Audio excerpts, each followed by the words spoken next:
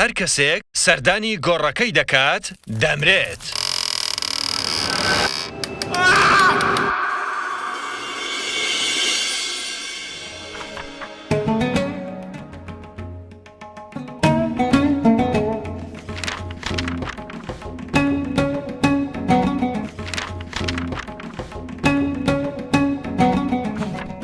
دەبێت هۆکارەکەی چی بێت؟ ئەمە ئەو چارەنووسە بوو کاتێک چەند زانایەک بە مەبەستی لێکۆڵینەوە لە کاتی هەڵدانەوەی گۆڕی فرعونی گەنج توت عنغ ئاموندا بەسەریان دەهات پێش 100 ساڵ لەمەو پێش. بەپێی چەند گەڕانەوەیەکی بەربڵاو دەڵێن ئەم نەفرەتیە لە پاش سەردانی ئەو زانایەنەوە هات کە بۆ لێکۆڵینەوە لە گۆڕی توت عنغ ئامون ئەنجامیاندا. لە پاش 5 مانگ لۆرد کارنافۆن مرد کە بەرپرسی دارایی لێکۆڵینەوەکە بوو. لە ڕۆژی مردنەکەیدا ڕۆشناییەک لە تەواوی قاهیرەدا بڵاو بووەتەوە. 22 زانایتر کە سەرقاڵی لێکۆڵینەوە بوون لە هەرومەرجێکی نامۆدا بە هەمان شێوە مردن. میسریە کۆنەکان لەو بڕوایەدان ئەو زانایانە کە زۆر بەتوانا و لێهاتوو بوون لە بواری پزیشکی و ژەهردا کاتێک سەری گۆڕەکەیان هەڵداوەتەوە باکتریایەکی ژەهراوی بڵاو بووەتەوە کە دەبێتە هۆی مردنی هەر کەسێک ئەو باکتریایەی بەربکەوێ. بەڵام زانای ناوەکی لویس بۆلگرینی لە ساڵی 1949دا بیردۆزێکی داڕشت تیایدا ئاماژەی بەوە کرد کەوا زەوی گۆڕەکە